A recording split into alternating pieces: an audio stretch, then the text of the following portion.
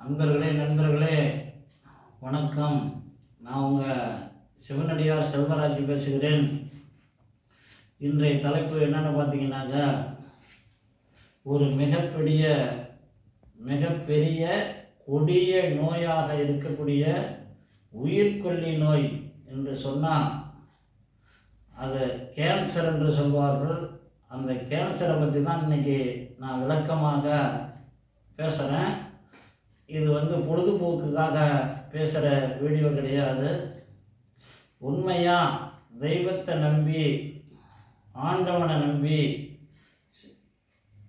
நாம் செய்யக்கூடிய ஒவ்வொரு காரியத்தையும் உயிரை காப்பாற்றக்கூடிய காரியமாக இருக்குது. அதனால் பொழுதுபோக்குக்காக இதை பேசுகிற வீடியோவில் நினச்சிக்கூடாது. கண்டிப்பாக என்னுடைய வார்த்தையை நம்பி செஞ்சு பார்த்துட்டு தான் வெற்றியா தோல்வியா அப்படிங்கிறத நீங்கள் தெரிஞ்சுக்கணுமோ தவிர, ஒரு வைத்தியத்தை சொல்லும் போதே இதான் எனக்கு தெரியாது அப்படின்னு நினச்சிக்கிட்டு போயிடக்கூடாது. அந்த மாதிரி போகிறதுனால எந்த விதமான பயனும் இல்லை. வீடியோ போடுறவங்களுக்கும் பயன் இல்லை, அதை பார்க்குறவங்களுக்கும் பயன் இல்லை. பார்க்குறோன்னா முறையாக செய்யணும். பாதிக்கப்பட்டவங்களுக்கு முறைப்படி இந்த வீடியோவை அனுப்பி அவங்களுடைய துன்பத்தை தீர்க்கணும், அவங்களுடைய உயிரை காக்கணுங்கிறதுக்காக தான் இந்த வீடியோ நான் போடுறேன். தயவு செஞ்சு இந்த சக்தி வாய்ந்த மருந்தை எல்லாத்துக்கும் பகிர்ந்துக்குங்க. பாதிக்கப்பட்டவங்க கண்டிப்பாக இந்த வைத்தியத்தை விடாத பண்ணுங்க, உங்களுக்கு குணமாகும். அதாவது என்ன அப்படின்னு சொன்னால், கேன்சர் அப்படின்னு சொல்லக்குள்ள அது எவ்வளவு பெரிய பாதிப்பாக இருந்தாலும் சரி, நம்மளுடைய உடலில் எந்த பகுதியில் அந்த நோய் இருந்தாலும் சரி, இங்கே இருந்தால் தான் சரியாகும், அங்கே இருந்தால் தான் சரியாகும் அப்படிங்கிறதுலாம் கிடையாது. நீங்கள் மாத்திரையை கண்டிப்பாக நிறுத்தக்கூடாது, மாத்திரையை எடுத்துக்கணும். அதே மாதிரி நான் சொல்கிற வைத்தியத்தையும் பண்ணிக்கிட்டு வரணும். இதனால் உங்களுக்கு எந்த சந்தேகமும் வேண்டாம். இந்த மாத்திரைக்கும் அந்த மருந்துக்கும் சரியாகுமா, ரெண்டையும் பயன்படுத்தும் போது ஐயோ என்ன நடக்குமோ தெரியாது அப்படின்னு பயப்பட வேண்டாம். எதுவும் நடக்காது, நார்மலாக நல்லா இருக்கும். இந்த வைத்திய முறை என்ன அப்படின்னு சொன்னால், பசு வெண்ணெய் எடுத்து அதை நெய்யாக உருக்கி, கடையில் வாங்குறதெல்லாம் சரியாக வராது, வைத்தியத்துக்கு குணமடையாது, கலப்படம் செய்கிறாங்க. விற்கிறவங்க பல விதத்தில் கலப்படம் செஞ்சு விற்கிறாங்க. அதனால் கண்டிப்பாக விலைக்கு வாங்கக்கூடாது. பாலை வாங்கி தயிராக போட்டு, தயிரை மோராக கடைஞ்சி, வெண்ணெயை எடுத்து வெண்ணெயை உருக்கி நெய்யாக மாற்றி, அந்த நெய்யை நான் சொல்கிற அளவுக்கு நீங்கள் சாப்பிடுங்க. கண்டிப்பாக உங்களுடைய நோய் குணமாகும். இந்த நோயிலிருந்து வெளியே வர முடியும். எந்த நிலையில் அப்படின்னு பார்த்தா, பாதிக்கப்பட்டவங்க பால் இறங்கினா போதும், உயிர் இருந்தால் போதும், பால் இறங்கணும். ஏன்னா பால் இறங்காதவங்களுக்கு நெய் உள்ளே இறங்காது. அதனால் கண்டிப்பாக பால் இறங்குற டேஞ்சில் இருந்தால் கூட போதும். அந்த நெய்யை விதவிதப்பாக காய வச்சு, விதவிதப்பாக ஆற வச்சு, நீங்கள் அந்த நெய்யை சாப்பிடும்போது சுடு தண்ணி ரெடியாக இருக்கணும். சுடு தண்ணி ரெடியாக வச்சுக்கிங்க. விதன்னு இருந்தால் போதும். சுடு தண்ணி நல்லா ஊதி கூட குடிக்கலாம், ஒன்றும் குறையில்லை. அதனால் இந்த நோய் இருக்கிறவங்க கண்டிப்பாக இந்த நெய்யை எந்த அளவு சாப்பிடணும் அப்படின்னு சொன்னால், நீங்கள் அதிகமாக எடுத்துக்கிட்டிங்கன்னா கண்டிப்பாக உங்களுடைய உடலை பாதிக்கும். இரத்த குழாவில் கொழுப்பு ஏற்படும். அதனால் பல சிக்கலை உருவாக்கும்.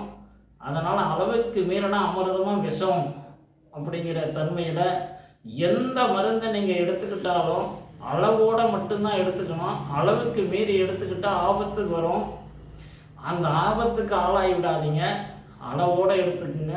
அளவு எவ்வளவு அப்படின்னு சொன்னால், கேன்சர் அப்படின்ற நோயை இருக்கப்பட்டவங்க இந்த நெய்யை எவ்வளோ எடுத்துக்கணும் அப்படின்னு சொன்னால் நோய்க்கு தகுந்த அளவு, அதாவது படுக்கையில் இருக்கிறவங்க கரெக்டாக 50 மல்லியை எடுத்து 2ஆக பிரித்து 25 மல்லி காலையிலையும் 25 மல்லி மாலையிலையும் சாப்பிடணும். அந்த நெய்யை உருக்கி நீங்கள் சாப்பிட்ட உடனே ஒரு 1/4 லிட்ரு சுடு தண்ணி குடிக்கணும். அப்படி நீங்கள் சுடு தண்ணி குடிச்சிட்டிங்கன்னா அந்த நெய் உங்கள் உடல் பூரா போய் எங்கேயும் கொழுப்பாக கட்டாது, இரத்தத்தில் கலந்து சத்து எங்கெங்கே ஏறலையோ அங்கெல்லாம் சத்து ஏறி அந்த நோயை தீர்க்கக்கூடிய வல்லமை உடையது இந்த நெய்க்கு இருக்குது. இந்த நெய்யால் தீராத நோய் கிடையாது. அப்படி இருந்தாலும் இன்றைய வீடியோவில் நான் இந்த கேன்சரை பற்றி மட்டும்தான் சொல்கிறேன், வேறு எந்த வைத்தியத்தை பற்றி நான் சொல்லலை. நீங்கள் காலை 25 மல்லியும் மாலை 25 மல்லியும் எடுத்து சுடு தண்ணி குடிக்கணும். நெய்யை குடிச்சிட்டு சுடு தண்ணியை உடனே குடிக்கணும், நேரம் வளர்த்தக்கூடாது. அப்படி குடிச்சிக்கிட்டு வந்தீங்கன்னாக்க எண்ணி 10 நாள் சாப்பிட்டீங்கன்னா நீங்கள் படுக்கையில் இருந்தாலும் எண்ணி 3 நாள் அல்லது 4 நாளில் எந்திரிச்சிக்குவீங்க. எந்திரிச்சு கண்டிப்பாக நடப்பீங்க. 10ஆம் நாள் பார்த்தீங்கன்னா சவாரியாக ஓட முடியும், நடக்க முடியும், எந்த பிரச்சனையும் இருக்காது. அதுக்கு மேலே நீங்கள் மருந்தினுடைய அளவை குறைக்கணும். அதை உணவாக எடுத்துக்கக்கூடாது, வேறு வழியில் பயன்படுத்தக்கூடாது. சாப்பாட்டுலேயோ வேறு எந்த வகையிலையும் நீங்கள் நெய்யை சாப்பிடக்கூடாது. நெய்யை உருக்கி சாப்பிட்டுட்டு சுடு தண்ணி குடிக்கணுமோ தவிர வேறு எந்த வகையிலையும் நீங்கள் பயன்படுத்தக்கூடாது. அதனால் இந்த கொடிய நோயை நீக்கணும் அப்படின்னா மாத்திரையை தயவு செஞ்சு நிறுத்துறாதீங்க. இந்த நெய்யை சாப்பிட சாப்பிட சாப்பிட உங்கள் உடலில் ஏற்படக்கூடிய எங்கெங்கே ரத்தம் ஏறலையோ அங்கெல்லாம் நோய் உருவாகும். இது நல்ல டாக்டருங்களுக்கு தெரியும் கண்டிப்பாக. ஆனால் நான் டாக்டர் கிடையாது, என்னுடைய கை அனுபவமாக எத்தனையோ பேர்த்துக்கு நல்லாக்கி இருக்கிறேன். அதனால தான் நான் சொல்கிறேன். அப்படி இருக்கும்போது எங்கெங்கே நம்மளுடைய உடல் மிஸ்டேக் ஆகி சத்து ஏறலையோ அங்கங்கேயே இந்த நெய்யானது போய் சத்துக்களை ஏறாத இடத்தெல்லாம் சத்துக்களை ஏற்றி அந்த உறுப்பை சரியாக பயன்பட வைக்க கண்டிப்பாக நம்பிக்கையோடு இதை செய்யுங்க அன்பர்களே. இது உயிரை காப்பாற்ற வேண்டிய முறை. 10 நாளைக்கு மேலே பார்த்தீங்கன்னா நெய்யை குறைச்சிக்கணும். 10 மல்லி, 5 மல்லி, 15 மல்லி, 20 மல்லின்னு நோய்க்கு தகுந்த மாதிரி எடுத்துக்கணும். அதிக நோய் இருக்குது அப்படின்னா ஒரு நேரத்துக்கு 25 மல்லி சாப்பிடலாம். இல்லை அளவோடு இருக்குதுன்னா 20 மல்லி சாப்பிடலாம். இல்லை ரொம்ப கம்மியாக தான் இருக்குது அப்படின்னு சொன்னால் 15, 10 மல்லி, 5 மல்லி இப்படி நோய்க்கு தகுந்த மாதிரி எடுத்துக்கொள்ளணும். அதிகமாக எடுத்துக்கொண்டால் இரத்த குழா அடைக்கப்படும், பல்வேறு உறுப்பில் கொழுப்பு ஏற்படும். இந்த தொந்தரவுகள்லாம் ஆளாகக்கூடாது நண்பர்களே. அதனால் நீங்கள் இதை பயன்படுத்தி உங்கள் கொடிய நோயிலிருந்து வெளியே வர முடியும். நீங்கள் யாரையும் கன்சல்ட் பண்ண தேவையில்லை, எந்த டாக்டரையும் நீங்கள் கன்சல்ட் பண்ண தேவையில்லை. கன்சல்ட் பண்ணலாம் அப்படின்னா நீங்கள் மாத்திரைக்கு மட்டும்தான் கன்சல்ட் பண்ணணுமோ தவிர நீங்கள் டாக்டர்கிட்ட இதை பற்றி கன்சல்ட் பண்ணினீங்கன்னா கண்டிப்பாக டாக்டர் ஒத்துக்க மாட்டாங்க. ஏன்னாக்க அவங்களுக்கு தேவை பணம், அதனால் அவங்க கண்டிப்பாக ஒத்துக்க மாட்டாங்க.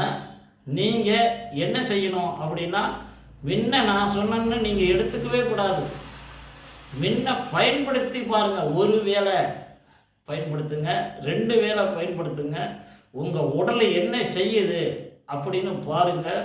உங்கள் உடல் ஒத்து உழைச்சி சரியாகிற மாதிரி இருந்தால் மட்டும்தான் நீங்கள் சாப்பிடணுமோ தவிர இல்லை இது வலி அதிகமாக கொடுக்குது, தொந்தரவு அதிகமாக இருக்குது அப்படின்னு சொன்னால் கண்டிப்பாக நீங்கள் எடுத்துக்கக்கூடாது. உங்கள் உடலுக்கு சேருதா இல்லையாங்கிறத நீங்கள் தான் பார்த்துக்கணுமோ தவிர வேறு யாரும் இதுக்கு பொறுப்பு ஏற்றுக்க மாட்டாங்க. தன்னுடைய உயிரை மட்டும்தான் காப்பாற்ற முடியுமோ தவிர மற்றவங்களால் காப்பாற்ற முடியாது என்பதை மனதில் கொண்டு அனுபவ நீதியாக